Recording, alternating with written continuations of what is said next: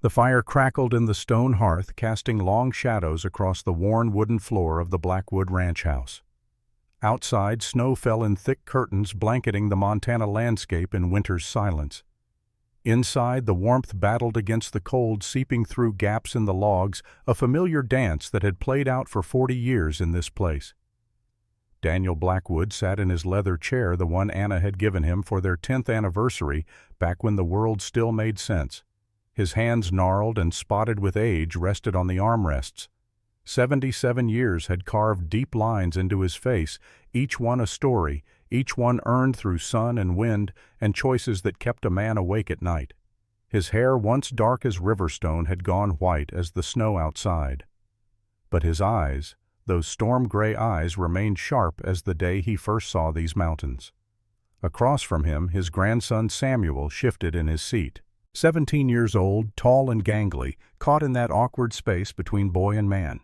The boy had his mother's features soft around the edges, but Daniel saw something of himself in the set of the jaw, the way Samuel's hands moved when he was thinking, restless and searching. Samuel had come to the ranch that afternoon, arriving on horseback through the gathering storm. He had something on his mind. Daniel could always tell. The boy had been quiet through supper, picking at his food, glancing at his grandfather with questions he did not yet know how to ask. Now, in the firelight, Daniel decided it was time. "Samuel," he said, his voice rough from years of shouting orders across open rangeland, "do you know how a man's worth is measured?" The boy looked up startled. He shook his head slowly. "Not by money," Daniel continued, leaning forward slightly. The chair creaked beneath his weight, a sound as familiar as breathing. "Not by the land he owns or the cattle he runs. A man's worth is measured by the decisions he makes when nobody is watching, when it would be easier to walk away, when the right choice costs more than he can afford to pay." Samuel's eyes widened slightly. He leaned in, sensing this was not idle philosophy. This was something real, something his grandfather needed to say. Daniel looked past the boy through the window where snow swirled in the darkness. He saw not the present, but the past. Saw himself at 35, broken and hollow, living in a cabin half this size. Saw the wagon wheels cutting through autumn mud. Saw a girl with frightened eyes and calloused hands. In 1882, Daniel said, his voice dropping to something almost reverent, "When I was your age plus 18 years, I made a decision that some folks called foolish. Some called it worse than that. But that decision gave me everything I have today, including your grandmother, including your mother, including you sitting here now listening to an old man talk." Samuel straightened in his chair. "What decision, Grandpa?" Daniel smiled, a sad, knowing curve of his lips. "The day I traded $35 for a dairy cow named Maple, and got a whole lot more than I bargained for." He stood slowly, joints protesting, and walked to the window. Outside, the world was white and endless. Inside, the past came flooding back with the clarity of yesterday. "Let me tell you about the autumn of 1882, Daniel said. "Let me tell you about a girl named Emma Hartley and the day her uncle tried to sell her like livestock." The fire popped. Snow whispered against the glass, and Daniel Blackwood began to speak. The autumn of 1882 came hard and fast to Montana territory. One day the aspens were green and full. The next they blazed gold and red, a brief celebration before the long dying. Daniel Blackwood watched the changing seasons with the same hollow awareness he had watched everything for the past 2 years. He saw it. He noted it. He felt nothing. The cabin stood at the edge of a meadow backed against a stand of ponderosa pine that provided some shelter from the north winds. 160 acres of deeded land paid for in full, with money saved from 5 years of trapping and 2 years of railroad work. 20 head of cattle, 3 horses, a shed for tools, and feed a small chicken coop that needed repairs, he kept putting off. It was everything Daniel had wanted when he first came to Montana with Anna. Everything they had worked toward. And now it felt like a monument to failure, a daily reminder of what he had lost. He rose before dawn, as he always did. 4:30 by the clock. Anna had insisted they needed, though what use was a clock to a rancher? The sun and the animals told you everything you needed to know about time. But he had bought it for her, and now he kept it wound, kept it running because stopping it would feel like admitting she was never coming back. He made coffee in the battered pot, strong and black. No sugar, no cream. Those were luxuries from another life. He drank it standing at the window, looking out at the grazing land where mist rose from the grass like spirits reluctant to leave. The routine was always the same. Check the trap lines first while the morning was still cool. Then feed the livestock. Repair whatever needed repairing. There was always something. A fence post rotted through. A board on the shed pulling loose. The corral gate hanging crooked on its hinges. He fixed things methodically, without hurry, without joy. Just the work of staying alive. By noon he would eat whatever was simplest. Beans from a can, jerky, and hardtack. Sometimes he would heat up a pot of stew that would last him 3 days, eating it cold when he could not be bothered with fire. Food was fuel, nothing more. Afternoons meant more work. Chopping wood for winter, hunting if the stores were low. Once a month a trip into Pine Ridge for supplies, speaking only as much as necessary, avoiding the sympathetic looks and careful questions. Evening came early in autumn. By 6 o'clock the sun was sliding behind the mountains, painting the sky in shades of orange and purple that Anna would have called beautiful. Daniel saw only darkness coming. He would sit by the fire, then a book in his lap that he rarely read, his eyes instead drawn to the corner of the cabin where the wooden cradle sat. He had made it for Thomas, working by lamplight through a whole winter carving animals into the headboard. Bears and elk and eagles. A world of wonder for a boy who would never grow old enough to see it. The cradle sat empty. Dust had gathered on it over 2 years, and Daniel could not bring himself to wipe it away. Dust meant time passing. Dust meant moving on. He was not ready for dust. Next to the cradle, wrapped in oilcloth to protect it from smoke and moisture, was a carved wooden elk. Thomas had made it, or rather Daniel had made it, while Thomas watched his small hands guiding the knife, sometimes his voice bright with questions. Will it have antlers, Pa? How many points can you make the leg stronger so it looks like it's running? The elk was half charred on one side. Daniel had pulled it from the ashes of the old cabin, one of the few things that survived. He kept it as a reminder of what he was not entirely sure. Love, maybe, or failure, or both. This was Daniel Blackwood's life in the autumn of 1882. Work and silence and ghosts. He drank no whiskey, though God knew the temptation was there. His father had been a drunk, mean, and worthless, and Daniel had sworn as a boy he would never become that man. So he stayed sober and felt everything, and sometimes wished he could just stop feeling altogether. Sheriff Duncan Ross had told him once, about 6 months after the fire, "Daniel, you got to find a way to live again, not just survive, live." Daniel had not answered. What was there to say? The people he lived for were gone. Everything else was just motion. But life, Daniel would learn, had a way of arriving whether you were ready or not. And on a cool afternoon in late October, life came rolling up his property in a wagon driven by a man he despised. Daniel was in the shed when he heard the wagon. The distinctive creak and rattle of wood and iron, the plodding rhythm of oxen pulling a load. He set down the hammer he had been using to straighten a bent nail and stepped outside, squinting against the afternoon sun. The wagon came slowly up the rutted track that served as a road. Daniel recognized it immediately. Belonged to Silas Hartley, a man with a reputation that preceded him like a bad smell. Gambler, cheat, seller of snake oil and false promises.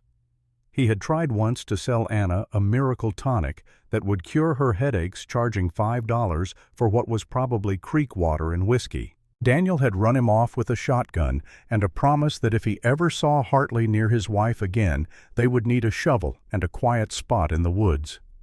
That had been 3 years ago. What brought the man here now, Daniel could not imagine and did not particularly care to know. The wagon pulled to a stop near the split-rail fence that marked the boundary of the yard. Silas Hartley climbed down his boots, hitting the dirt with a soft thump. He was a man in his early 40s, though poor living had aged him badly. His face was gaunt eyes, bloodshot and restless. He wore a vest that had once been fine but was now stained and worn, and his hat sat crooked on his head like he had put it on without looking. Behind him in the wagon bed, Daniel could see a dairy cow. Red and white spotted, sturdy build, probably 4 or 5 years old. A good milker from the look of her. And sitting beside the cow, partially hidden in shadow, was a figure in a faded dress. Silas approached with his hand extended and a smile that did not reach his eyes. "Blackwood. Been a long time." Daniel did not take the offered hand. He stood with his arms loose at his sides the way he had learned in the army, ready but not aggressive, watching, waiting to understand what game was being played. Silas lowered his hand, the smile fading slightly. "Heard you might be in the market for a dairy cow.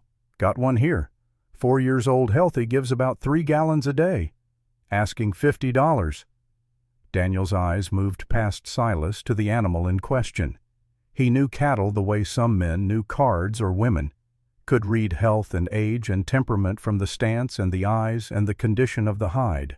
This cow was indeed healthy, well-fed, not abused. Worth the price Silas was asking, maybe a little more. But something did not sit right. Silas Hartley did not deal in honest transactions. There was always an angle, always a catch. $35, Daniel said. His voice was flat, emotionless. "And I checked the teeth first." Silas frowned, calculating. Then he shrugged. "Done." Daniel approached the wagon slowly. The cow watched him with large, calm eyes. He reached out, let her smell his hand, then gently opened her mouth to examine her teeth. 4 years old, as claimed. No signs of disease or poor nutrition. The udder was symmetrical, not inflamed. A good animal. He released the cow and stepped back about to agree to the purchase when Silas spoke again. "There is one more thing," the man said, his tone carefully casual. "I need you to take the girl, too." The words hung in the air like smoke. Daniel turned slowly to look at the figure in the wagon. She had not moved, had not made a sound. Now in the shifting light, he could see her clearly. A young woman, perhaps 19 or 20 years old. Thin to the point of gaunt, her dress patched in multiple places with fabric that did not quite match. Her hands folded in her lap were rough and calloused. The hands of someone who had worked hard for a long time. Her shoulders were slightly hunched, as if she were trying to make herself smaller, less visible. Her hair, a light brown, was pulled back in a simple braid that had come loose in places. And her eyes, when she briefly glanced up before looking down again, were the eyes Daniel had seen before. In horses that had been beaten, in dogs that had been kicked too many times, eyes that expected pain and had learned not to hope for anything else. Daniel felt something cold settle in his chest. He turned back to Silas. "Explain." Silas waved a hand dismissively. "My niece, Emma. Her father, my brother, died in a mining accident about 4 years back. Mother ran off before that. I took her in, did my Christian duty, but I cannot keep feeding another mouth. She is no use to me. Cannot have children, the women in the family told me. Barren as a rock. But she can cook, clean, mend clothes. Basic things." Daniel's jaw tightened. He could feel the anger building slow and cold. Not the hot rage that made men stupid, but the deep, controlled fury that came from seeing something fundamentally wrong. "You are selling your niece," Daniel said. It was not a question. Silas bristled. "I am finding her a situation, better than what she would get otherwise. You need help around the place. She needs a roof. It works out for everyone." Daniel looked at the girl again. Emma. She had not reacted to her uncle's words, had not protested or argued. She simply sat there accepting this fate the way she had probably accepted everything else life had thrown at her. Resigned. Defeated. Daniel knew what would happen if he refused. Silas would take her somewhere else. To Copper Creek, probably the mining camp 20 miles south. The things that happened to women there, women without protection or family, were not things decent people spoke about. The mining camps chewed up girls like Emma and spat out what was left. He thought of Anna, remembered something she had said to him once early in their marriage. They had been in town and had seen a woman being dragged by her husband, the man drunk and mean. Daniel had started to turn away to mind his own business, and Anna had stopped him with a hand on his arm. "Strength is not for showing off, Daniel," she had said. "It is for protecting people who cannot protect themselves." He had broken the drunk man's grip and given him a choice between leaving peacefully or leaving on a stretcher. The man had chosen peace. Anna had smiled at him, then proud and gentle. "That is the man I married." Standing in his yard now 2 years after losing her, Daniel heard her voice as clearly as if she stood beside him. He turned back to Silas. "Here is my offer. $35 for the cow, and I will take the girl, but not as property, as a hired hand, housekeeper. I will pay her $2 a week, provide room and board. She can leave any time she wants, no questions asked." Silas's face twisted in confusion and annoyance. "You do not understand. I do not want to pay her. That is the whole point." Daniel stepped closer. He was a big man, 6'2", and he knew how to use his size when necessary. He did not raise his voice. He did not need to. "That is my offer. Take it or get off my land." The two men stared at each other. Silas was the first to look away. He needed the money more than he needed pride. "Fine, whatever. Your funeral when you realize what a burden she is." Daniel went into the cabin and returned with paper and a pencil. He wrote out 2 documents in his careful, blocky handwriting. The first was a simple bill of sale for the cow. Maple, he wrote, because he remembered Anna's cow from before they were married had been named Maple, the cow that had died during their first winter in Montana. The second document took longer. He wrote it as carefully as he knew how, making sure the words were clear. Employment contract. Emma Hartley agrees to work as housekeeper for Daniel Blackwood. Wages $2 per week paid each Sunday. Room and board provided. Contract may be terminated by either party at any time with no penalty. Signed this day, October 28, 1882. He signed his name at the bottom, then handed the pencil to Silas. "Sign as witness." Silas scrawled his signature without reading carefully, too focused on the $35 Daniel counted out. Bills and coins, cold and final. The price of a cow. The price, as far as Silas was concerned, of getting rid of a burden. The transaction complete, Silas climbed onto his horse, which had been tied to the back of the wagon. He tipped his hat in a mockery of politeness. "Pleasure doing business, Blackwood. You will see, she is quiet. Too quiet, if you ask me. But at least she will not talk your ear off." He rode away, leaving dust and the faint smell of cheap tobacco hanging in the air. Daniel stood in the silence that followed. The cow Maple shifted her weight and lowed softly.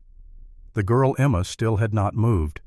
She sat in the wagon as if frozen, her hands clutching a small cloth bag that held Daniel assumed everything she owned in the world. He walked to the back of the wagon and looked up at her. "You can come down now."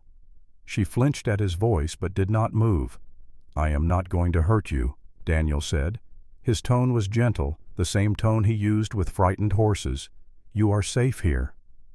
Slowly, cautiously, Emma climbed down from the wagon. She kept her eyes down, would not meet his gaze. She stood very still, waiting for instructions, waiting to be told what to do. Daniel pointed toward the cabin. "Inside, you will need a place to sleep." She followed him, her steps hesitant, the porch boards creaking under her worn boots. The inside of the cabin was clean but spare. One main room with a table, 2 chairs, a stone fireplace that served for both heat and cooking. A small bookshelf that held perhaps 20 volumes, surprisingly many for a rancher living alone. A door led to a second room, the bedroom where Daniel slept. Another door led to a smaller room, barely more than a closet that had once been used for storage. Daniel led Emma to the small room. It held a narrow cot, a wooden crate that could serve as a table, a hook on the wall for hanging clothes. A single small window looked out toward the pines. "This is yours," Daniel said. "I cleared it out this morning." He had not actually. Had cleared it out 6 months ago in a fit of restless energy, some half-formed idea that maybe he should hire help. But he let the lie stand. "There is a lock on the door. Key is on the inside. I will not come in without knocking first." Emma looked at the room, then at him, then quickly away again. She seemed unable to believe what she was hearing. Daniel continued in the same steady, methodical tone. Work hours are 6 in the morning to 6 in the evening. Your jobs are cooking, cleaning laundry, and helping with the livestock when I need it. Nothing beyond your strength. If you get hurt or sick, you tell me immediately. Understood. A tiny nod. Wages are $2 every Sunday. I will pay you in coin. Food and lodging are free. If you need clothes or boots or anything else, I will provide them. You can keep what you earn or spend it however you like. He paused, making sure she was listening. You have the right to leave any time. No reason needed. But if you do leave, tell me one day ahead so I can prepare. If you leave in the middle of the night without word, I will worry and come looking. Not to bring you back, just to make sure you are safe. Clear. Another small nod. Daniel took a breath. This next part was important. One more rule. The most important one. Emma finally looked up, her eyes wide with barely concealed fear. I will never touch you, Daniel said, his voice firm and clear. Not in anger, not in any other way. You are not property. You are not a servant I own. You are a hired worker. I am your employer. That is all. Do you understand? For the first time Emma spoke. Her voice was barely a whisper, rough from disuse. Yes, sir. Do not call me sir. Call me Daniel, or Mr. Blackwood if you prefer. Yes, Mr. Blackwood. Daniel nodded. There is water in the barrel by the door. Bread and salt pork on the table if you are hungry. I will be outside for another hour finishing work. Make yourself at home. He left her there, closing the door behind him. As he walked back outside, he heard the soft click of the lock turning. Good. She felt safe enough to lock the door. That was a start. That night Daniel sat by the fire long after dark. Emma had emerged from her room, once taken some bread and water, and retreated again without speaking. He had heard her moving around, the soft sounds of someone trying to be invisible. Now the cabin was quiet, except for the crackle of burning wood. Daniel held the photograph he kept on the mantel. Anna and Thomas, taken a year before the fire. Anna was smiling, her hand on Thomas's shoulder. Thomas was grinning, missing his 2 front teeth, holding a wooden horse Daniel had carved for his 6th birthday. I do not know what I am doing, Anna, Daniel said softly to the photograph, to the empty room, to the ghosts that lingered in corners. I saw that girl and I could not turn away, but I do not know if I can do this. I could not protect you. I could not protect Thomas. What makes me think I can protect her? The fire popped, sending sparks up the chimney. Outside, an owl called low and mournful. Daniel closed his eyes and remembered. October 15th, 1880. The date was burned into his memory like a brand. He had been out checking trap lines, a 2-day trip into the high country. The weather had been good when he left. Anna had kissed him goodbye, Thomas clinging to his leg, not wanting Pa to go. I will be back tomorrow night, Daniel had promised, and I will bring you a surprise. A real surprise, Thomas had asked, his eyes bright. A real surprise. But the horse had thrown a shoe on the 2nd day, and Daniel had been forced to make camp an extra night while he worked to repair it. He had been annoyed at the delay, impatient to get home, but not worried. Anna was capable. She could handle 2 nights alone. He had smelled the smoke before he saw it, a cold, dead smell that made his stomach drop. He had pushed the limping horse faster than he should have, his mind refusing to believe what his gut already knew. The cabin had been reduced to ash and blackened timbers. The roof was gone. The walls had collapsed inward. Smoke still rose from the ruins, thin and gray. Sheriff Duncan had been there along with 3 men from town. They had seen the smoke and ridden out to investigate. Daniel, the sheriff had said, his face gray. I am sorry. We got here as fast as we could, but the fire was already out by then. Daniel had dismounted and walked toward the ruins. Duncan had tried to stop him. You do not want to see Daniel. Trust me on this. But Daniel had pushed past him. He had to know, had to see. They were at the back door. Anna had tried to get them out. She had made it almost all the way, Thomas in her arms. The smoke had taken them before the flames did. That was what the doctor said later, trying to offer some small comfort. They had not burned alive. They had simply stopped breathing. Daniel had knelt beside them, his mind refusing to process what his eyes saw. His hands had reached out, then pulled back, unable to touch what was left, unable to accept that these charred remains were the people he loved most in the world. He did not remember much after that. Duncan said he had screamed a sound like an animal dying, said it took 3 men to pull him away from the bodies, said he had fought them with a strength born of madness, trying to get back to do something, anything, though there was nothing left to do. They buried Anna and Thomas 2 days later under the aspen tree, where Anna had liked to sit and watch the sunset. Daniel had stood at the grave and felt nothing. Not grief, not anger, just an emptiness so vast it seemed to swallow the world. The fire had started from a knocked-over lantern, they determined. Anna must have woken in the night, perhaps to check on Thomas, and accidentally bumped the lamp. The cabin had been dry from a long summer. The fire had spread fast. No one's fault, just terrible luck, just life being cruel and random. Daniel had built a new cabin on the same spot, had salvaged what he could from the ashes, the elk carving, a few tools, Anna's wedding ring melted and misshapen, but still recognizably hers. He wore it on a cord around his neck, hidden under his shirt. For 2 years he had lived in the new cabin and felt like a ghost himself, going through motions, waiting for some reason to care about tomorrow. And now, sitting by the fire with Anna's photograph in his hands, Daniel wondered if maybe this was the reason. This frightened girl in the next room, this chance to protect someone when he had failed so utterly before. "Give me strength," he whispered, not to God, who he had stopped talking to after the fire, but to Anna, to the memory of the woman who had believed in him. "Help me not fail again." The fire burned low, the night deepened, and in the small room off the main cabin, Emma Hartley lay on her cot and stared at the ceiling, a key clutched in her hand, unable to quite believe that the lock would keep her safe. Tomorrow would come whether they were ready or not, and with it the slow, careful work of building something new from broken pieces. Samuel sat forward in his chair, his young face intense in the firelight. "Grandpa," he said, "you bought Grandma." Daniel turned from the window where he had been staring out at the snow.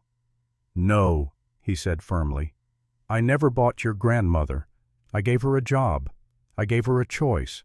There is a difference, Samuel, a crucial difference. That contract I wrote with her, right to leave any time, that was not just words on paper. That was my promise that she was a person, not property." Samuel nodded slowly, processing this. "What happened next?" the boy asked. Daniel smiled, though sadness tinged the expression. "Next, the first week was quiet. We learned how to live in the same space, how to work together. She was a quick learner, smarter than Silas ever gave her credit for, stronger too." He paused, remembering. But the second week, that was when things got complicated. That was when Silas came back, and he did not come alone. The old man returned to his chair, settling into it with a soft grunt. Outside, the storm howled, louder wind rattling the windows. Inside, the fire crackled, and the past waited to be spoken into being. "Let me tell you about Robert Cole," Daniel said. "Let me tell you about the man who tried to take everything I had left to care about." The first light of dawn came cold and pale through the cabin window. Daniel woke at 4:30, as he always did, his body trained by years of ranching to rise before the sun. He lay still for a moment, listening. There was a new sound in the cabin now, so faint he almost missed it. Breathing. Someone else alive in this place that had been silent for so long. He rose quietly, dressed in the dark, and made his way to the main room. The fire had burned down to embers during the night. He added kindling and a split log, coaxing the flames back to life. The coffee pot went on next, the familiar ritual grounding him in routine. While the coffee heated, Daniel stood at the window and watched the sky lighten. The mountains to the east were black silhouettes against the gray dawn. Frost covered the grass, making the meadow shimmer like broken glass.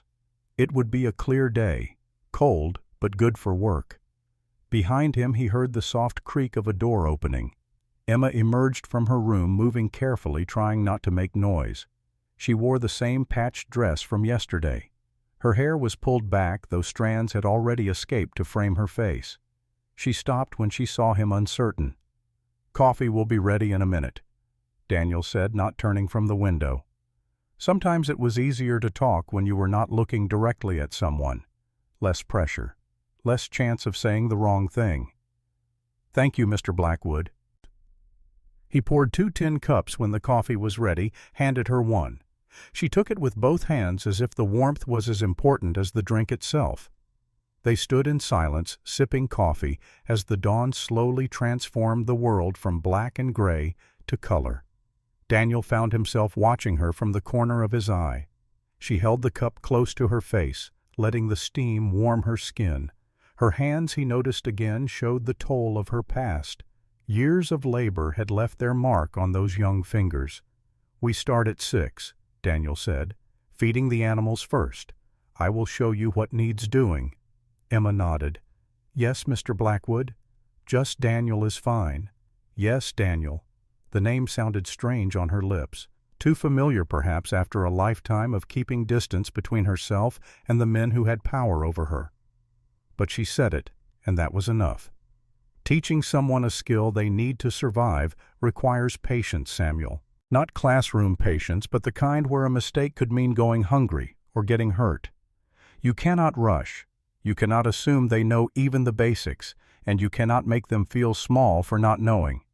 That first morning I taught Emma the essential work of a ranch. We started with Maple the dairy cow. "She needs feeding twice a day," Daniel explained, leading Emma to the small enclosure where Maple stood, chewing contentedly on hay from the previous evening. 10 pounds of hay each time, morning and evening. Water must be fresh. Change it every day even if it looks clean. A cow drinks 30 to 50 gallons a day depending on the weather. Emma listened intently, her eyes moving from Daniel to the cow and back again. "Most important thing is milking," Daniel continued. He fetched the 3-legged stool and the clean bucket from the shed. "Got to do it same time every day, morning and evening. Otherwise her production drops and she can get mastitis, which is painful for her and means no milk for us." He sat on the stool, positioned the bucket, and gestured for Emma to come closer. Maple turned her large head to look at them unbothered. "Right hand here at the top of the teat, left hand below supporting. Squeeze from top to bottom in a smooth motion. Not too hard, not too gentle. Like this." He demonstrated. Milk streamed into the bucket with a rhythmic sound almost musical. After a minute he stood. "Your turn." Emma hesitated, then took the stool. Her hands shook slightly as she reached for the teat. Her first attempt produced nothing. She tried again, squeezing harder. Maple shifted her weight and kicked out gently a warning. "Easy," Daniel said. "You are fighting it. Relax your shoulders. Breathe. The cow can feel your tension." Emma took a breath, tried again. This time a thin stream of milk appeared, then another. She looked up at Daniel with surprise bordering on delight. "Keep going," he said. "Nice and steady. You will get faster with practice." By the time she finished, Emma's hands were cramping and her back ached from the unfamiliar position. But the bucket held nearly 2 gallons of milk, enough for drinking, cooking, and making butter if they had time. "Good work," Daniel said. It was not effusive praise, just a simple statement of fact. But Emma's face colored slightly, and he realized it might have been the first time in a long while anyone had told her she had done something right. They moved on to the horses next. 3 of them in the corral. Thunder, a big gray gelding that Daniel rode for most work. Star, a smaller mare who was getting old but still reliable. And Scout, a young bay who was being trained for saddle work. "Thunder here needs oats and hay," Daniel said, stroking the horse's neck. Thunder pushed his nose against Daniel's hand, searching for treats. 2 pounds of oats morning and evening, free access to hay. Check the water trough daily. In winter you got to break the ice. Emma reached out tentatively to touch Thunder's shoulder. The horse turned his head, regarded her with one large, intelligent eye, then went back to eating. "He likes you," Daniel observed. "How can you tell? He did not bite you or try to knock you down. That is Thunder's way of showing affection." Emma almost smiled. Almost. The chickens were easier. Scatter grain, collect eggs before the hens decided to eat them, make sure they had clean water and protection from foxes at night. Simple work, but essential. By the time they finished the morning feeding, the sun was fully up and Daniel's stomach was reminding him that coffee alone was not breakfast. "Can you cook?" he asked as they walked back to the cabin. "Basic things," Emma said. "Beans, stew, biscuits if I have the ingredients." "We have ingredients. Make whatever you are comfortable with. I am not particular." That was an understatement. For 2 years Daniel had eaten like a man who viewed food as fuel and nothing more. Beans from a can, jerky and hardtack, occasionally a rabbit or grouse if he bothered to hunt. The act of cooking a real meal, of sitting down to eat something that required effort and care, had felt like a betrayal of his grief, as if enjoying food meant he was forgetting the people he had lost. But Emma needed to feel useful, and truthfully, his body was probably suffering from the poor diet. So he sat at the table and watched as she moved around the small kitchen space, taking inventory of what was available. She found flour and lard and salt. Within 20 minutes, she had biscuits in the Dutch oven set over the fire to bake. While they cooked, she fried salt pork and made gravy from the drippings. Nothing fancy, plain frontier food, but the smell that filled the cabin was intoxicating. When she set the plate before him, Daniel looked at it for a long moment. Golden biscuits, crispy pork, thick gravy. The first real breakfast he had eaten in 2 years. "Is something wrong?" Emma asked, worried. "No," Daniel said. His voice was rougher than he intended. "Nothing is wrong." He ate slowly, tasting every bite. The biscuits were slightly uneven, the gravy a bit too salty, but it was warm and filling and made by someone who cared enough to try. Emma ate standing up, taking small bites ready to jump up if he needed anything. "Sit down," Daniel said. "You worked hard this morning. Eat properly." She sat, but perched on the edge of the chair, still ready to move. They ate in silence. Outside, a jay called from the pines. The fire crackled, these small sounds of life filling the space between them. Over the next few days, a routine established itself. Daniel woke first, made coffee, did the early chores. Emma rose at 5, helped with the animals, then cooked breakfast. They worked together through the morning, repairing fences, chopping wood, preparing the ranch for winter. At noon they ate a simple meal. Afternoons meant more work until the sun began its descent. Then evening chores, supper, and the quiet hours by the fire before sleep. Daniel found himself watching Emma work, noting things. She was not strong in the way a man was strong, but she was tireless. She lifted what she could, asked for help with what she could not, and never complained. When he showed her how to mend a fence post, she paid attention and remembered. When he explained the signs of a horse going lame, she looked where he pointed and asked questions. She was smart. That became clear quickly. Smarter than Silas had given her credit for. She absorbed information like dry earth soaking up rain, and she rarely needed to be told something twice. On the 3rd day, Daniel gave her a task to complete alone, mucking out the horse stalls and spreading fresh straw. It was unpleasant work, but necessary. He expected her to need help or to do it poorly. When he came back an hour later, the job was done properly. The old straw and manure had been wheelbarrowed to the compost pile. The stalls were clean. Fresh straw had been spread evenly. The tools had been cleaned and put away. "You have done this before," Daniel said. Emma looked up from where she was filling the water trough. "At my uncle's. He had horses." "He worked you hard." It was not a question.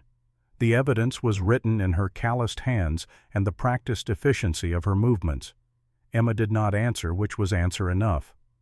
That evening Emma did something unexpected. After supper, she did not immediately retreat to her room. Instead, she took Daniel's work shirt, which had torn at the shoulder, and sat by the fire to mend it. Daniel was reading or trying to. He kept finding his attention drawn to the sight of her there, needle moving in and out of the fabric with small, precise stitches. The domesticity of the scene struck him. This was how evenings used to be with Anna, one reading, one sewing, the comfortable quiet of two people sharing space without needing to fill it with words. "You do not have to do that," Daniel said. Emma did not look up. "I want to. You have been kind to me. This is something I can do in return.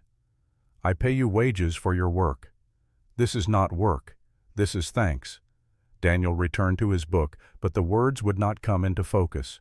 He was too aware of her presence, too aware that the cabin no longer felt like a tomb. It felt tentatively, carefully, like it might someday become a home again. The incident happened on the 8th day. Daniel had gone to check the north fence line, leaving Emma to handle the morning chores alone. She had done it before without issue. He trusted her by now. He was a mile from the cabin when he heard the scream, faint, cut short, but unmistakable. Every muscle in his body went tight. He spun and ran, his boots pounding the hard ground, his breath coming in sharp gasps.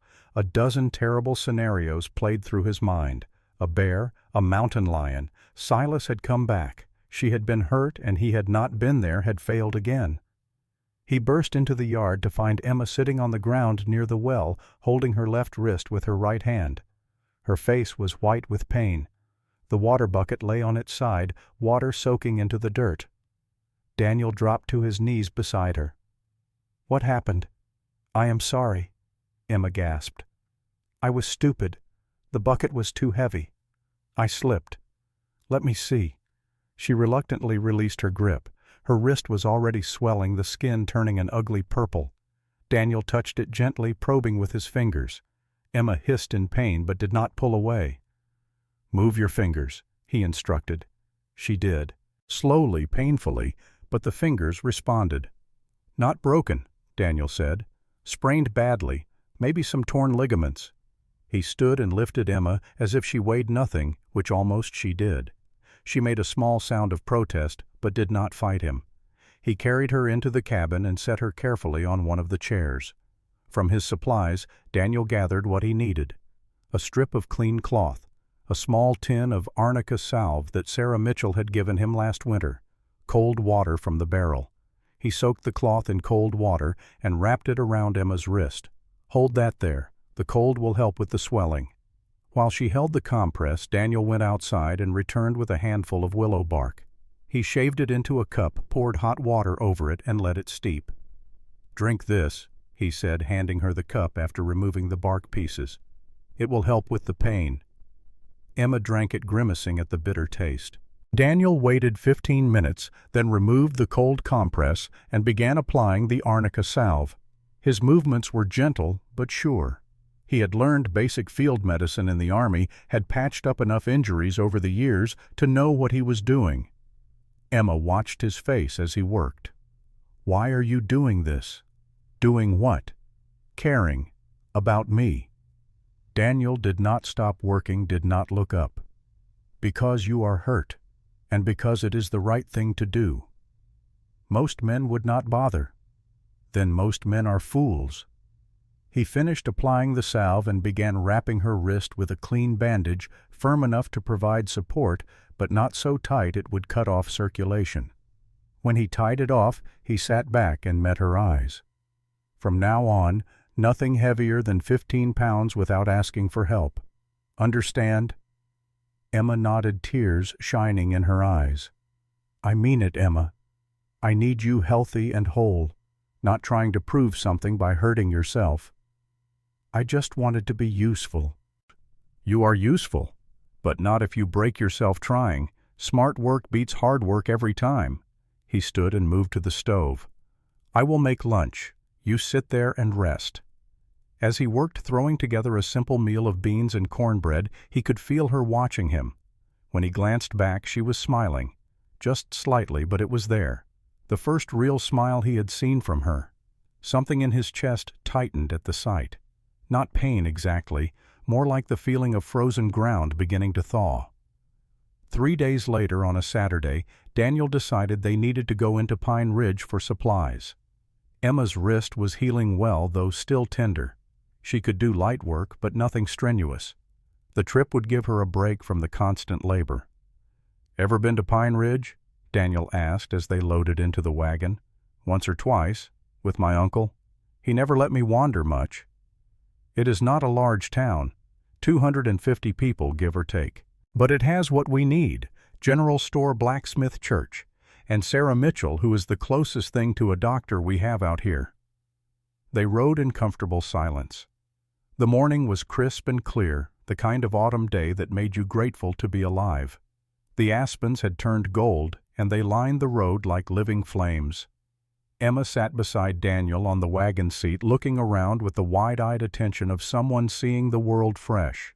He wondered how long it had been since she had gone anywhere without fear coloring everything. Pine Ridge appeared as they crested a low rise, a collection of wooden buildings along a single main street. Practical plain, built to survive rather than impress. The kind of town that sprang up wherever there was water and flat enough land for a general store. Daniel guided the wagon to the hitching post outside Patterson's general store. As they climbed down, he noticed several people stopping to stare. Small towns thrived on gossip, and the arrival of a woman at Daniel Blackwood's place would have been news that spread faster than wildfire. The inside of the store smelled of coffee and leather and the indefinable scent of dry goods. Mr. Patterson stood behind the counter, a thin man with wire-rimmed spectacles and a perpetually worried expression. His wife, a round woman with sharp eyes and a sharper tongue, was arranging canned goods on a shelf. "Mr. Blackwood," Patterson said, nodding. "What can I do for you today?" "Need work clothes," Daniel said. "Trousers, shirts, boots. For Emma here." Mrs. Patterson turned at the mention of a woman's name. Her eyes found Emma and traveled up and down, assessing and judging in equal measure. "So it is true," Mrs. Patterson said. "You took in Silas Hartley's niece." "She works for me," Daniel said flatly. "As a housekeeper. Now about those clothes." Of course. Mrs. Dawes. Patterson came around the counter, all business now, though her eyes still held that calculating gleam. "Let me see what we have in your size, dear." While Emma was being fitted for sturdy work clothes, Daniel heard Mrs. Patterson whisper to her husband, not quite quietly enough. "Living in sin, that is what it is. Disgraceful. Poor Anna must be turning in her grave." The words hit Daniel like a physical blow. Not because they hurt him, but because of what they meant for Emma. This was what she would face in town. Assumptions, judgments. The automatic presumption that a woman living with a man must be there for immoral purposes. He turned to face Mrs. Patterson directly. "Ma'am, I pay for goods and services, not for your opinions on how I run my household. If you cannot keep your thoughts to yourself, I will take my business elsewhere." Mrs. Patterson's face flushed red. She opened her mouth, then closed it again. Mr. Patterson looked mortified. "My apologies, Mr. Blackwood," Patterson said quickly. "We meant no offense. See that you mean none in the future." The fitting continued in awkward silence. Emma emerged with 2 pairs of sturdy canvas trousers, 3 flannel shirts, and a pair of work boots that actually fit properly. Daniel paid without comment, and they left the store into the clear autumn sunlight. "I am sorry," Emma said quietly as they loaded the packages into the wagon. "I am causing you trouble." "You are not causing anything. Small-minded people cause their own trouble. Do not worry about it."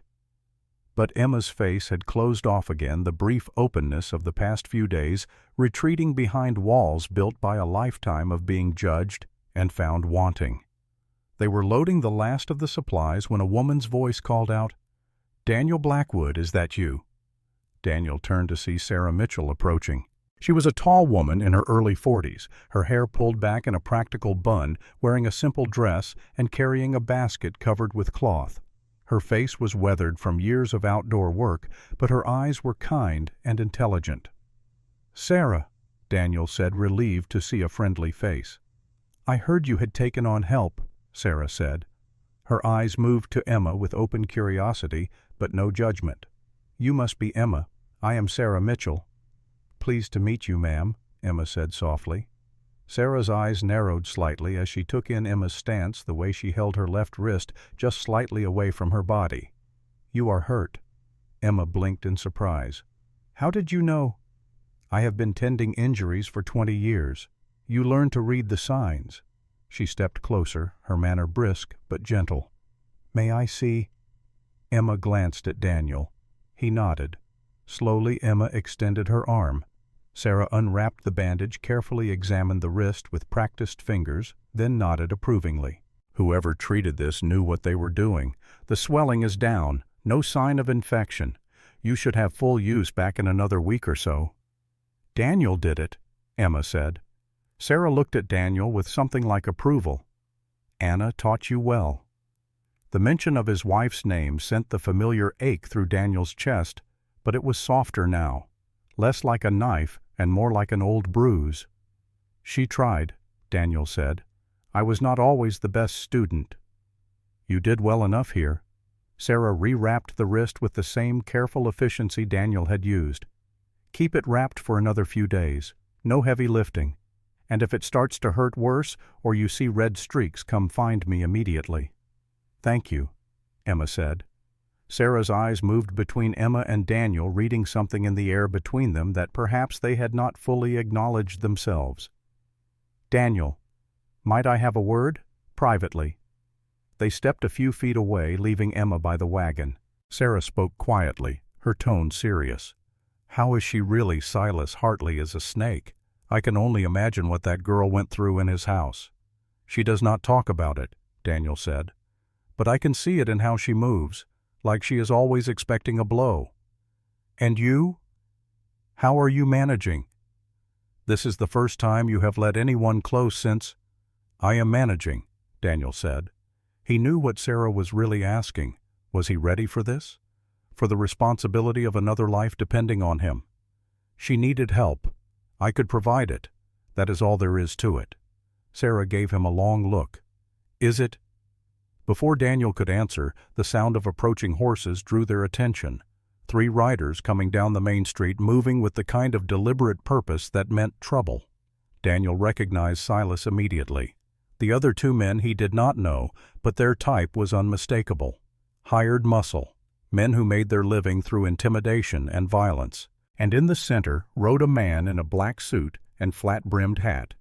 Even at a distance, Daniel could feel the cold authority radiating from him. Robert Cole, Sarah breathed. Daniel, that is very bad news. Daniel had heard of Robert Cole. Everyone in this part of Montana had. A businessman they called him, though his business was everything the law frowned upon. Gambling, prostitution, protection rackets. He owned half the saloons between here and Helena and owned most of the men who claimed to enforce the law. The 3 riders stopped in front of Daniel's wagon. Silas looked nervous, his eyes darting between Daniel and the man in the black suit.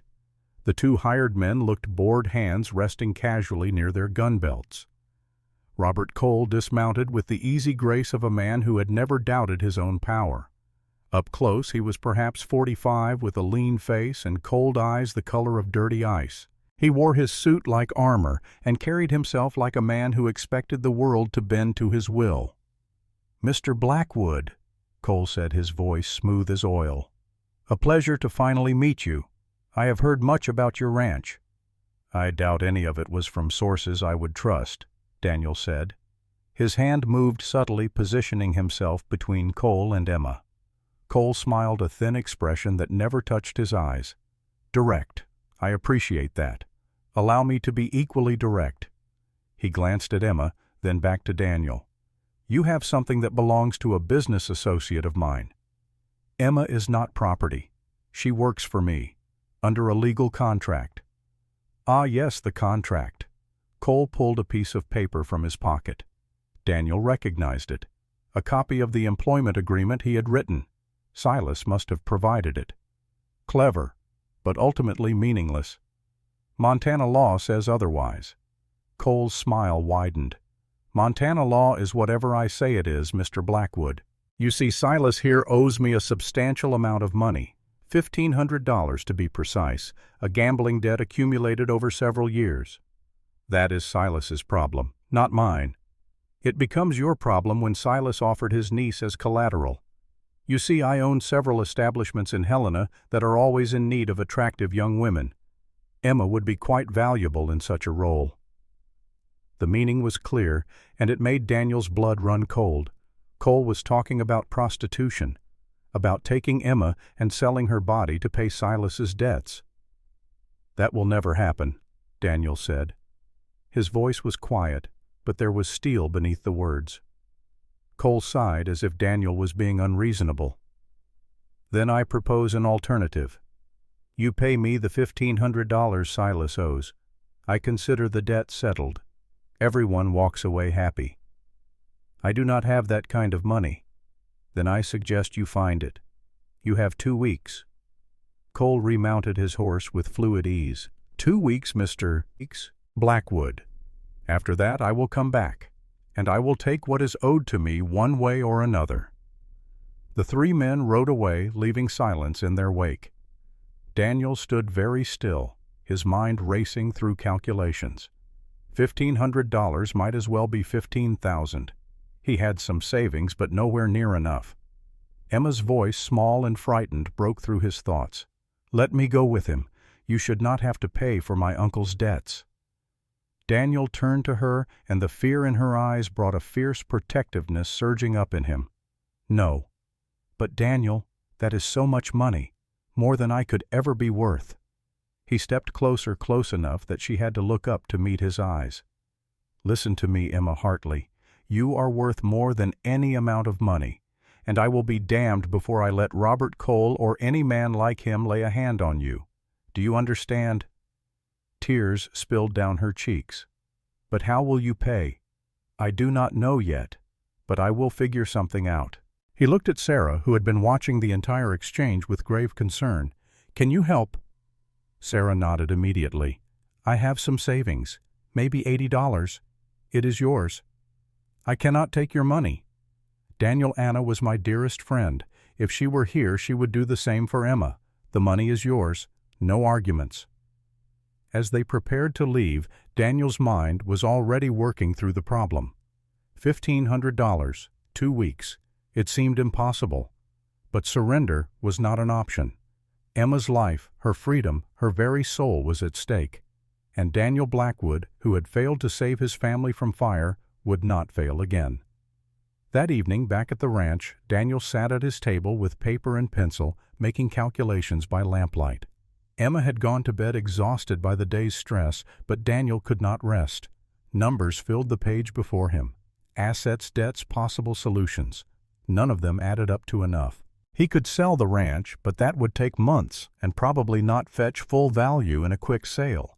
He could borrow from the bank, but he still owed money from rebuilding the cabin. His credit was not good enough for a large loan. The door to Emma's room opened quietly. She emerged wrapped in a shawl against the night chill and sat across from him. You should be sleeping, Daniel said. So should you. She looked at the papers spread before him, the scratched-out figures, the growing desperation evident in the progressively harder pencil strokes. I am sorry. This is all because of me. This is because of Silas and Robert Cole, not you. I could leave, disappear. Then Cole would have no reason to bother you. Daniel set down the pencil. Emma, do you know what Robert Cole does to women who work in his saloons, the kind of life they lead? She looked down. I can imagine. Then you know I cannot let that happen, even if you were willing. Then what do we do? Daniel met her eyes, saw the trust there, despite everything, and felt the weight of responsibility settle even heavier on his shoulders. We fight. I do not know how yet, but we fight. Emma reached across the table and placed her hand over his. Her skin was warm, her touch gentle. Thank you for seeing me as worth fighting for. Daniel turned his hand over, grasping hers. You are Emma. Never doubt that. They sat in the lamplight, hands clasped, two damaged people finding strength in each other. Outside, the wind picked up, carrying the scent of coming winter. And somewhere in the darkness, Robert Cole's 2-week deadline hung over them like an executioner's blade. But in that moment, holding Emma's hand and seeing the hope in her eyes, Daniel Blackwood made a silent promise. Whatever it took, whatever the cost, he would protect her.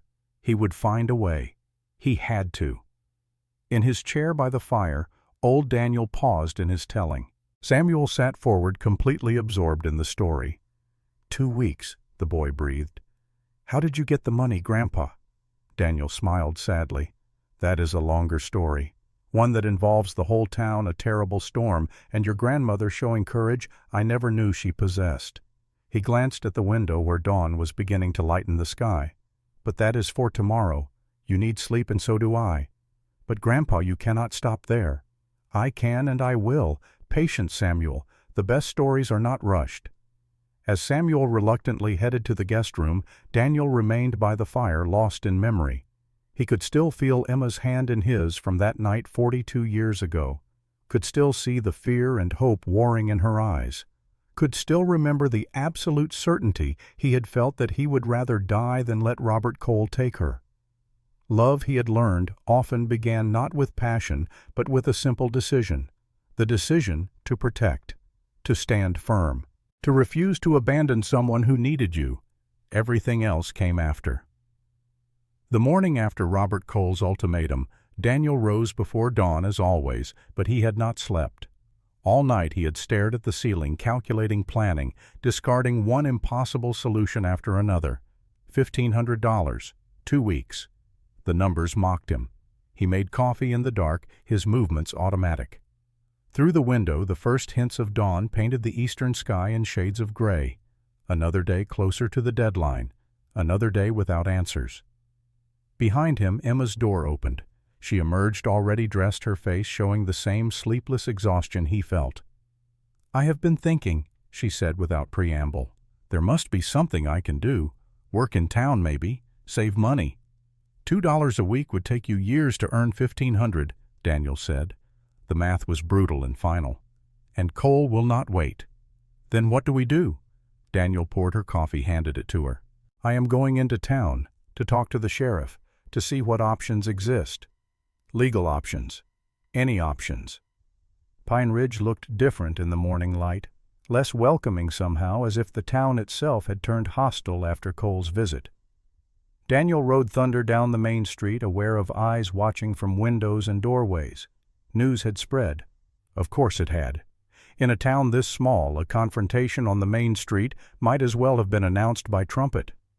The sheriff's office sat at the far end of the street, a low building with barred windows and a solid door. Daniel tied Thunder to the hitching post and went inside. Sheriff Duncan Ross sat behind a scarred wooden desk, cleaning his revolver with practiced efficiency. He looked up as Daniel entered, and something like sympathy crossed his weathered face. "Figured you would be coming by," Duncan said. He was in his 50s, gray-haired and solid, a man who had served in the Union Army and bore the scars to prove it. "Have a seat." Daniel sat. "Tell me about Robert Cole." Duncan set down the gun parts and leaned back in his chair. "What do you want to know?" "Everything. His connections, his weaknesses, how much of the law he owns." "Most of it, Daniel. That is the honest truth." Duncan's voice was heavy with regret.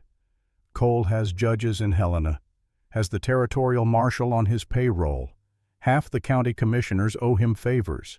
If you try to fight him through legal channels, you will lose." "Then what do you suggest?" "Pay him. Find the money somehow and pay him. It is the only way that does not end with you dead or in prison." "I do not have that kind of money. You know that." Duncan nodded slowly. "I know. Which is why I have been thinking." He opened a drawer in his desk and pulled out a small leather pouch. Coins clinked as he set it on the desk. $80. My savings from 3 years as sheriff. It is yours." Daniel stared at the pouch. "Duncan, I cannot take your money." "Yes, you can, because Anna Blackwood was one of the finest women I ever knew, and she would have done the same for Emma. And because Robert Cole is a disease on this territory, and if I can help stop him from taking another victim, then my $80 is well spent." The words lodged in Daniel's throat. He managed a nod, unable to speak. "That still leaves you well short," Duncan continued, "but word is getting around. There are folks in this town who are not afraid of Cole, or who are tired of being afraid. You might be surprised who steps up." Daniel's next stop was Sarah Mitchell's cabin, a tidy structure on the south edge of town with a small herb garden and a sign that read, "Healing and Midwifery." Sarah answered the door before he could knock. "I was expecting you," she said, ushering him inside. The interior smelled of dried herbs and soap. Bundles of plants hung from the rafters. Shelves held bottles and jars of remedies. On a small table sat a tin box. Sarah picked up the box and handed it to Daniel. $75. Everything I have saved from deliveries and doctoring. Take it. Sarah, this is your security, your future. My future is fine. I have skills and a good reputation. Emma has nothing but you standing between her and Cole. Sarah's eyes were fierce. Anna was my sister in every way that mattered. When she died, I felt like I lost part of myself. Helping Emma is how I honor her memory. So take the damn money, Daniel, and do not insult me by refusing. Daniel took the box. His vision blurred slightly. Thank you. Save your thanks. Just bring that girl back safe. Over the next 3 days, something remarkable happened. People began arriving at Daniel's ranch, people he barely knew. Some he had never spoken to beyond a nod in passing. Mr. Patterson from the general store rode out on a Sunday afternoon. He dismounted awkwardly, clutching an envelope. My wife felt bad about what she said, Patterson explained, not quite meeting Daniel's eyes. We talked. She agreed you were doing right by that girl. This is $40. It is not charity. Call it an investment in decency. Jacob Moore, the blacksmith, came next. A huge man with arms like tree trunks and a surprisingly gentle manner. $25, he said, handing over coins wrapped in cloth. I got a daughter back east. If she ever needed help and someone turned her away because of gossip, I would never forgive myself. The widow Chen, who ran the boarding house, brought $15 in small coins. I know what it is to be alone and afraid, she said in her accented English. You keep that girl safe. Young Tom Bradley, barely 20, who worked at the livery stable, brought $10. It is all I got saved, he said. But Cole, he had my brother killed last year over a card debt. Anything that hurts Cole is worth every penny. By the end of the 3rd day, Daniel had collected an additional $500. Combined with Sarah's $75 and Duncan's $80 and his own savings of $340, the total came to just over $995. Still $500 short. Emma watched the parade of visitors with wonder. I never knew there were so many good people, she said. Most people are good, Daniel replied. They just need a reason to show it. But good intentions would not make up the shortfall. $500 might as well be $5,000. Daniel had 1 week left and no idea where the rest would come from. The storm came on the 6th night. Daniel had seen it building all day, dark clouds massing over the mountains, the air turning thick and electric. By evening the first drops began to fall. By full dark it was a deluge. Rain hammered the roof like bullets. Wind screamed through the pines, bending them nearly double. Thunder rolled across the sky in continuous percussion, and lightning turned the world white every few seconds. Daniel stood at the window watching water sheet off the eaves. Going to be a bad one, he said. Emma stood beside him, her face pale in the lamplight. How bad? Bad enough. We might lose shingles. Maybe a tree comes down. Just have to wait it out. As if in response, a tremendous crash of thunder shook the cabin. The horses in the corral began screaming. Daniel grabbed his oilskin coat. I have to check on them. Thunder gets crazy in storms. If he hurts himself, I lose my best horse. I will come with you. No, too dangerous. Emma was already pulling on her own coat. You might need help. I am coming. There was no time to argue. Daniel grabbed a lantern and they plunged out into the storm. The rain was cold and violent, driven nearly horizontal by the wind. Within seconds, Daniel was soaked through. The lantern barely penetrated the darkness. He could hear the horses panicking, could see shadowy forms moving in the corral. Thunder, the big gray gelding, was rearing and kicking, his eyes rolling white with terror. The other horses were pressed against the far fence, trying to get away from his flailing hooves. "Easy, boy," Daniel called, but his voice was lost in the storm. He approached carefully, hands out, trying to project calm. Thunder saw him and charged, not out of malice but from pure fear. Daniel barely had time to dive aside. The horse's shoulder caught him anyway, sending him sprawling into the mud. Pain exploded in his left side, his ribs, maybe cracked, maybe just badly bruised. He tried to get up, but his boots slipped in the muck. Thunder reared again directly over him. Those hooves could crush a man's skull like a melon. Daniel tried to roll away, but the mud held him. And then Emma was there. She stepped between Daniel and the terrified horse, her small body blocking Thunder's path. She held up both hands, and her voice rang out clear and strong despite the storm. "Thunder, stop!" The horse hesitated. Something in her tone, something in her fearless stance cut through his panic.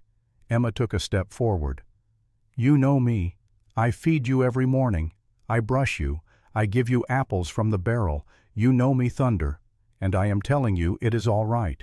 The storm cannot hurt you. We are here. You are safe." She kept talking, kept moving forward slowly until she could touch Thunder's neck. The horse flinched, but did not pull away. Emma stroked his wet hide, murmuring words Daniel could not hear over the rain. Gradually, impossibly, Thunder calmed. His breathing slowed. His eyes stopped rolling. He lowered his head and pressed it against Emma's chest, seeking comfort like a child. Daniel pulled himself upright, clutching his ribs. He stared at Emma in amazement. She looked small and fragile against the massive horse, but there was nothing fragile in her bearing. She was a pillar of calm in the chaos. Between them, they got Thunder and the other horses into the shed out of the worst of the storm. By the time they stumbled back to the cabin, both were shaking from cold and exertion. Daniel's ribs throbbed with every breath. Emma's hands were scraped raw from handling wet rope. They stood dripping on the cabin floor, looking at each other. "You saved my life," Daniel said. "You saved mine first. We are even."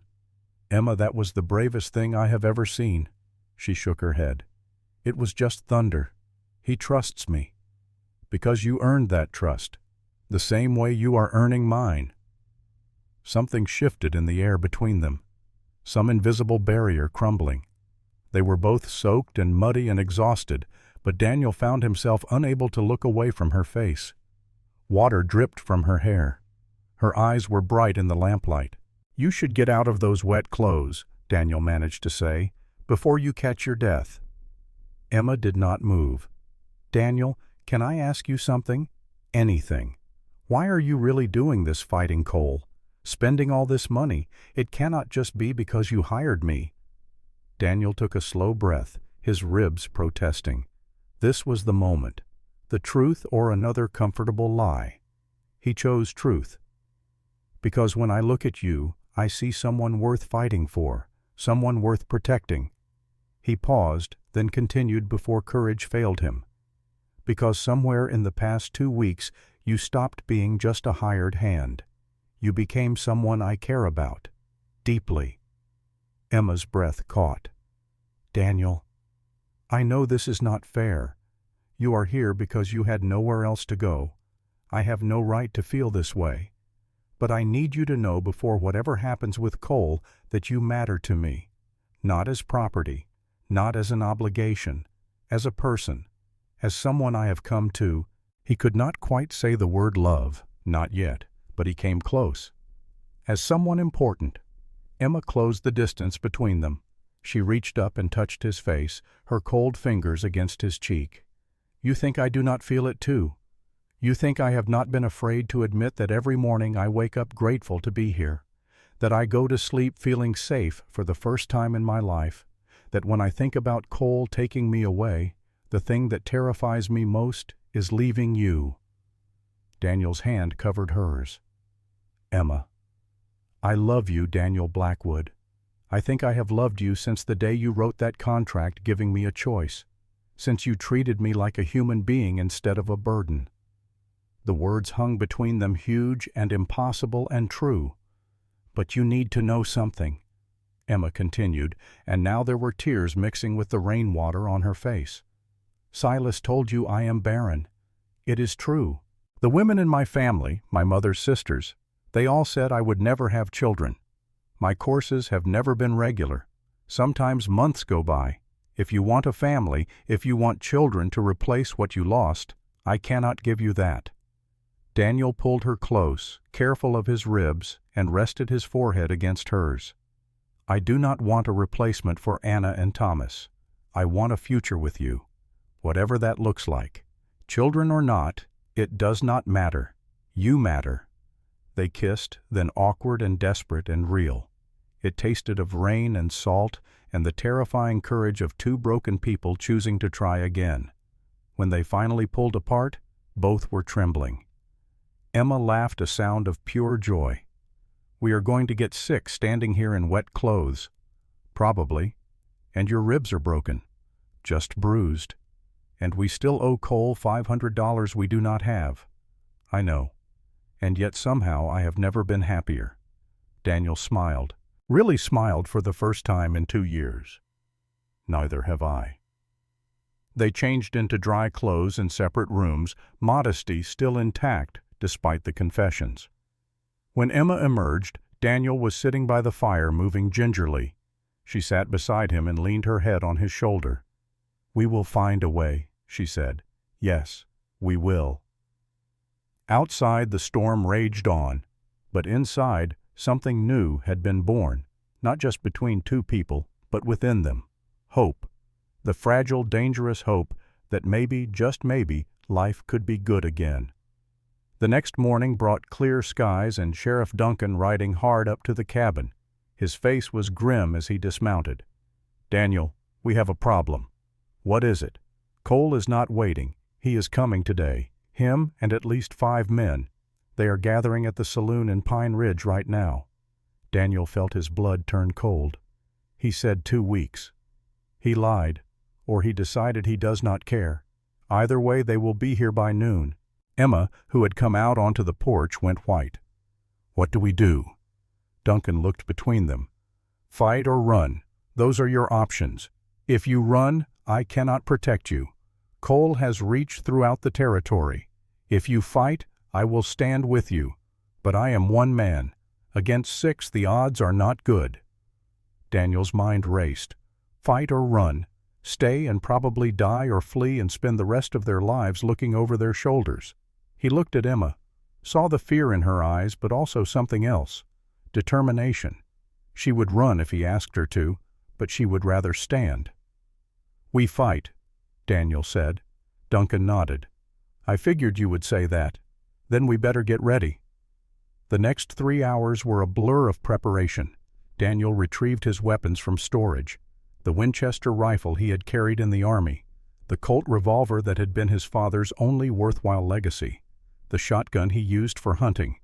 He cleaned each one, loaded them, set them within easy reach. Duncan helped him fortify the cabin. They shuttered the windows, leaving only gun ports, moved furniture to create cover, filled buckets with water in case of fire. Emma watched her face pale, but composed. "I want to help." Daniel hesitated, then handed her his smaller revolver, a .38 Smith & Wesson. "Have you ever fired a gun?" "No." "Then now is the time to learn." Behind the cabin, with the sun climbing toward noon, Daniel taught Emma the basics. How to hold the weapon, how to aim, how to squeeze the trigger rather than pulling it. "The recoil will kick up," he explained. "Expect it, and aim for the center of the body, the biggest target." Emma fired 6 rounds at a tree trunk 20 feet away, hit it 3 times. Not great accuracy, but enough. Enough to maybe save her life if it came to that. "I do not want to kill anyone," Emma said, staring at the gun in her hands. "Neither do I. But Cole will not give us a choice." They went back inside. The cabin felt like a fortress now, but also like a trap. If Cole set fire to it, they would burn the same way Anna and Thomas had burned. Daniel tried not to think about that. At 11:30 they saw dust on the horizon, riders coming fast. "Positions," Daniel said quietly. Duncan took the north window, his rifle ready. Daniel took the south. Emma crouched behind an overturned table, the revolver in her shaking hands. The riders came into view. 6 men, just as Duncan had warned. Robert Cole in front, immaculate in his black suit despite the ride. Silas Hartley beside him, looking nervous. 4 hired guns bringing up the rear, hard men with dead eyes. They stopped 50 yards from the cabin, far enough to make shooting difficult, close enough to talk. "Mr. Blackwood," Cole called out, "I believe we had an agreement." "We had 2 weeks," Daniel shouted back. "It has been 6 days." "I reconsidered the timeline. Do you have my money? I have $995. It is all I could raise. Cole laughed. Not enough, not nearly enough. So I will take the girl instead. Send her out and we will call the debt settled. No. I am trying to be reasonable, Blackwood, but my patience has limits. Send her out or we come in and take her. Your choice. Daniel's finger rested on the trigger. You want her? You go through me. Cole sighed. So be it. He wheeled his horse and rode back to his men. They dismounted, pulled rifles from their saddles and spread out in a rough semicircle. Here we go, Duncan muttered. The first shot shattered one of the gun port shutters, splinters flying. Daniel returned fire, the Winchester bucking against his shoulder.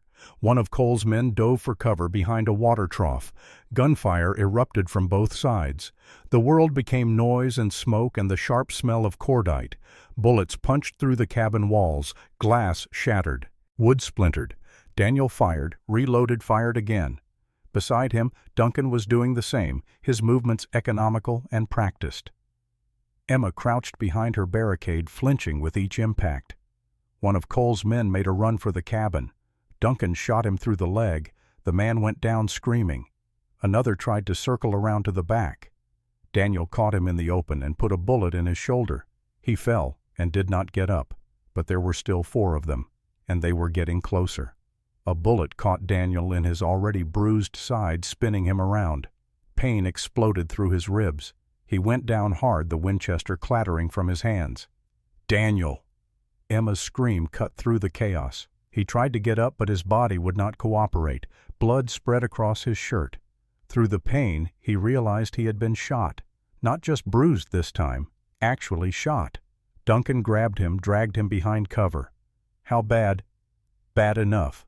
Daniel's voice came out as a wheeze. Emma was beside him, then her face white with terror. No, no, no, no. You do not get to die on me. Not planning to, Daniel managed. But the blood kept coming. More gunfire. Duncan was holding them off, but he was one man. Eventually they would overwhelm him. Emma looked at the revolver in her hand, looked at Daniel bleeding on the floor, looked at Duncan fighting alone. Something hardened in her face. She stood up. "Emma, get down!" Duncan yelled. But Emma moved to the window. One of Cole's men was reloading behind the water trough. She raised the revolver with both hands the way Daniel had taught her, aimed for center mass, squeezed the trigger. The gun kicked in her hands. Through the smoke she saw the man jerk, clutch his chest, and fall. Emma stared at what she had done, horror and shock warring on her face. Then she turned and vomited in the corner. But the balance had shifted. 3 men down. Cole and Silas and 2 hired guns left. And now they knew the people in the cabin would fight, would kill. "Blackwood," Cole shouted, "this is pointless. You are wounded, bleeding out. Surrender now, and I will let you live." Daniel, propped against the wall, his hand pressed to the wound in his side, managed to laugh. It hurt like hell. "Go to hell, Cole." Silence. Then Cole's voice again, but different now, uncertain. "You are a fool, Blackwood." "Maybe, but I am a fool who is not afraid of you." More silence. Then incredibly the sound of horses, moving away. Duncan risked a look through the gun port. They are leaving. Cole and his men. They are riding away. Emma dropped to her knees beside Daniel. "You are bleeding so much." "I have been hurt worse." That was a lie. He had never been shot before. But Emma did not need to know that. Duncan crouched beside them, examining the wound with practiced hands. Bullet went through, missed the vitals. "But you have lost blood." "We need Sarah." "Can you ride?" Daniel asked. "I can ride. You stay here and try not to die." Duncan was already moving out the door onto his horse. Emma tore strips from her dress, pressed them against Daniel's wound. Her hands shook, but her voice was steady. "You are not dying. Do you hear me? I just told you I love you. You do not get to leave me alone." Daniel managed a weak smile. "Bossy. You have no idea." He closed his eyes. The pain was enormous, but beneath it, he felt something else. Peace. Emma was safe. Cole had run.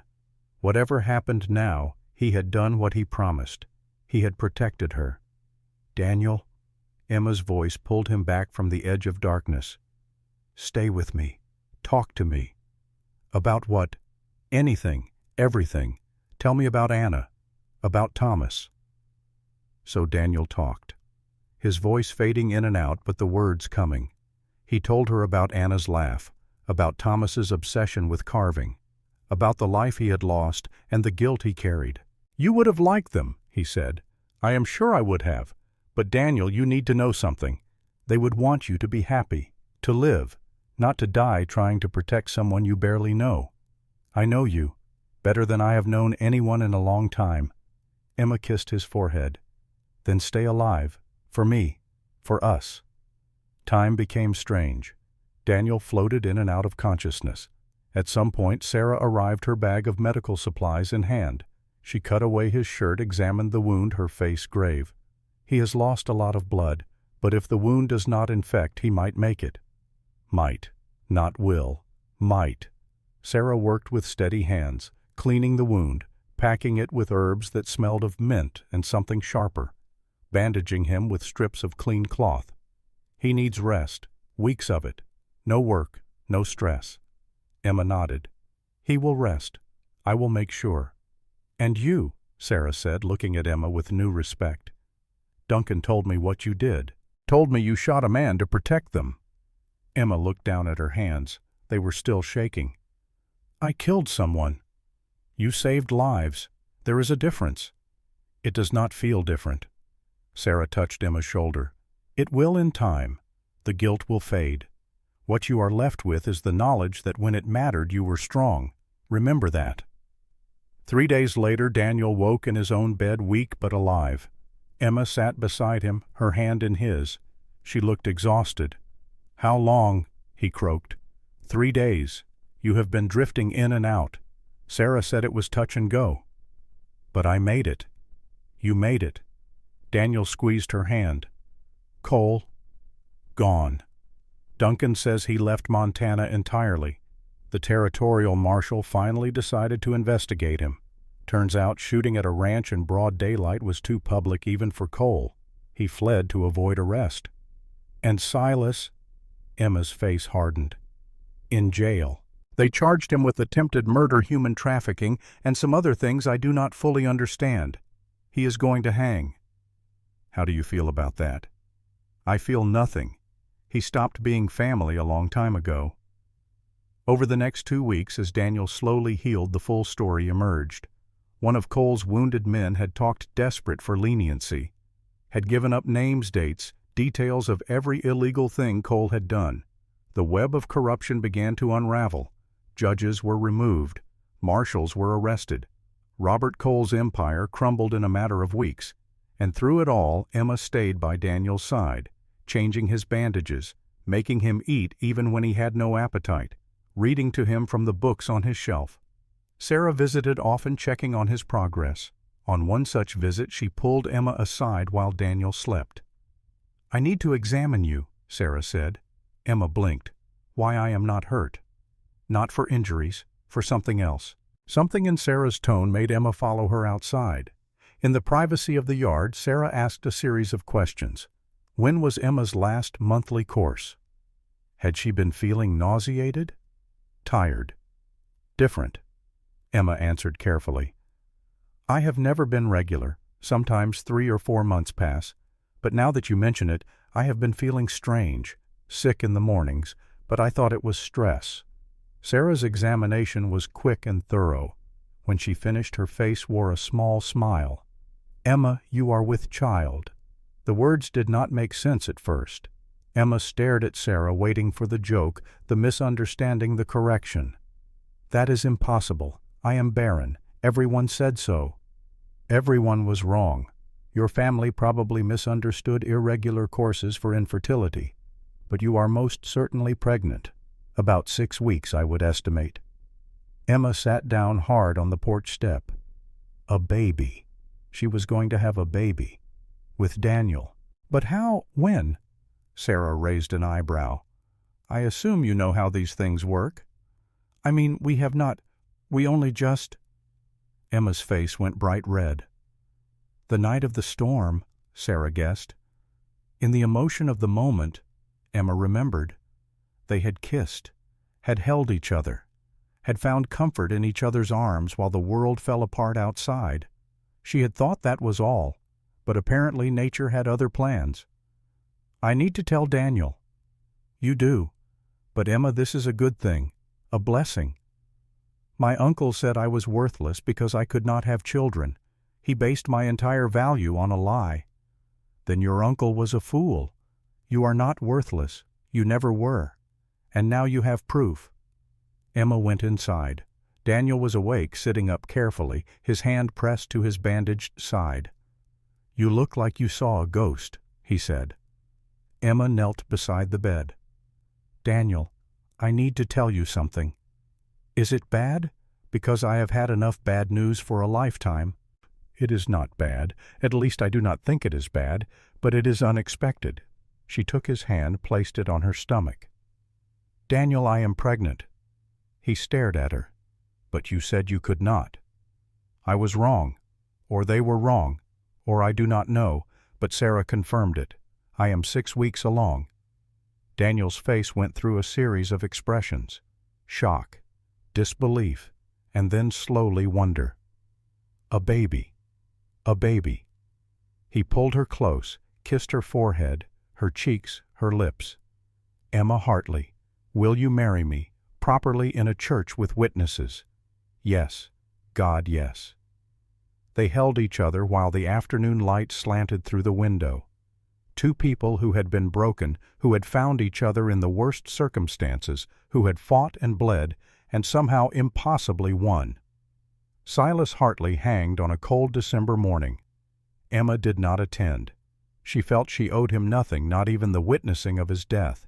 But she heard about it later from Sarah, how he had been defiant to the end, how he had cursed Daniel and Emma both, how he had died badly, the drop not quite breaking his neck, leaving him to strangle slowly. Emma felt nothing, not satisfaction, not grief, just a distant acknowledgement that a chapter had closed. Daniel and Emma married in January in the small church in Pine Ridge. Sheriff Duncan stood as Daniel's witness, Sarah as Emma's. Half the town attended, the same people who had contributed money now bringing gifts, quilts and preserves and good wishes. Mrs. Patterson gave Emma a handmade lace collar and whispered, "I am sorry for what I said. You are a good woman." Emma forgave her. Holding grudges took energy she would rather spend on happiness. They honeymooned in the cabin, Daniel still recovering, Emma growing rounder by the week. They talked about the future, about adding rooms to the cabin, about what they would name the baby. "If it is a girl," Emma said one evening, "I want to call her Lily, for new beginnings. And if it is a boy, Thomas, to honor what you lost." Daniel's eyes shone. "Anna would have liked that. I wish I could have met her." "In a way you did. She is the reason I knew how to treat you right. Everything good I do, I learned from her." Emma leaned against him. "Then I owe her a debt I can never repay." "You pay it by being happy. That is all she would have wanted." Spring came, and with it, Lily Anna Blackwood, born in the cabin with Sarah attending after 16 hours of labor that left Emma exhausted and Daniel pacing the yard like a madman. When Sarah finally brought the baby out wrapped in a clean blanket, Daniel took her with shaking hands. She was tiny, red-faced, furious at being born. Perfect. "Hello, Lily," he whispered. "Welcome to the world." Emma, propped up in bed, held out her arms. Daniel placed the baby gently in them. Mother and daughter regarded each other with equal wonder. "We did it," Emma said. "We made a family." Yes, we did. And in that moment, with his wife and newborn daughter, safe with the spring sun warming the cabin and the smell of new growth on the wind, Daniel Blackwood felt something he had not felt in 3 years. Complete. The fire had burned low in the hearth. Outside, full dawn had arrived, painting the snow-covered ranch in shades of pink and gold. Daniel Blackwood, now 77 years old, looked at his grandson across the dimmed room. "And that," he said, "is how a $35 dairy cow changed my life. How I met your grandmother. How I learned that the value of a person has nothing to do with their price." Samuel sat speechless. His young face showed traces of tears. "Grandma Emma was sold for a cow. She was traded, but I never bought her. That distinction mattered, still matters. And the baby Lily, that was my mother. That was your mother, who grew up strong and smart and married a good man, who gave me you." Samuel stood and walked to the window, looking out at the ranch that his grandfather had built. "All of this, the land, the family, everything, it started with you refusing to turn away. It started with a choice, the choice to do right even when it was hard, even when it cost more than I could afford." Daniel stood slowly, joints protesting, and joined his grandson at the window. "That is what I want you to understand, Samuel. Life will give you chances to be cruel, to be selfish, to turn away from people who need help. Those are the easy choices. The hard choice is to stand up, to protect, to sacrifice. Did you ever regret it? Taking her and fighting Cole?" Daniel smiled. "Not for 1 second. Every moment of pain, every dollar spent, every drop of blood, it was worth it, because it gave me 40 years with the finest woman I ever knew. It gave me your mother. It gave me this ranch, this life, this family, all from one choice. I want to be like you, Grandpa. Then be kind when you can. Be brave when you must, and never ever value a person by what you can get from them. Value them for who they are." Samuel nodded, the lesson sinking deep. From the guest room they heard stirring. Samuel's mother, Lily, emerging for breakfast. She looked so much like Emma, the same determination in her eyes, the same quiet strength. "Good morning," she said, smiling at them both. "You two are up early." "Your father was telling me how he met Grandma," Samuel said. Lily's smile softened. "The cow story. He loves that one."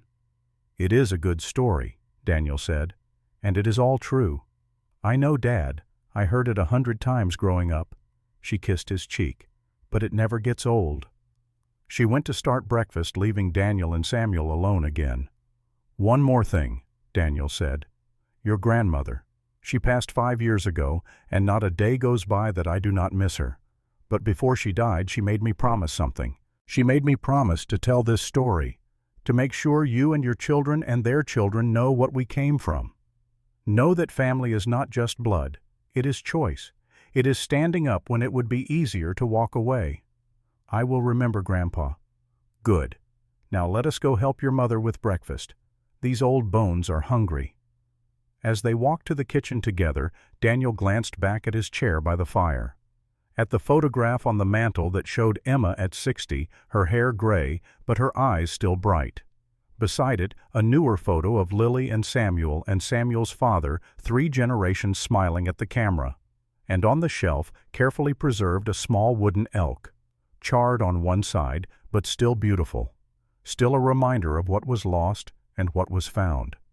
Daniel Blackwood had lived a long life, had loved and lost and loved again, had faced death and emerged scarred but whole. And if someone had asked him in that moment whether he would change anything about the day Silas Hartley drove up with a cow and a frightened girl, he would have said no, not one thing. Because that day, for $35 and a promise to do right, Daniel Blackwood had bought a dairy cow named Maple and received a future worth more than all the gold in Montana. The snow had stopped falling outside. Dawn light flooded the ranch house, turning everything golden. Daniel Blackwood stood at the window one last time, his reflection ghostly in the glass. 77 years of living, of loving, of choosing right over easy. Samuel came to stand beside him. The boy said nothing, but his hand found his grandfather's shoulder and squeezed. "Thank you, Grandpa," Samuel said finally, "for telling me, for showing me what it means to be a man." Daniel turned from the window. In the kitchen, Lily was making breakfast. The smell of coffee and bacon filled the air. Life continuing as it always did, built on the choices of those who came before. "Remember this, Samuel," Daniel said.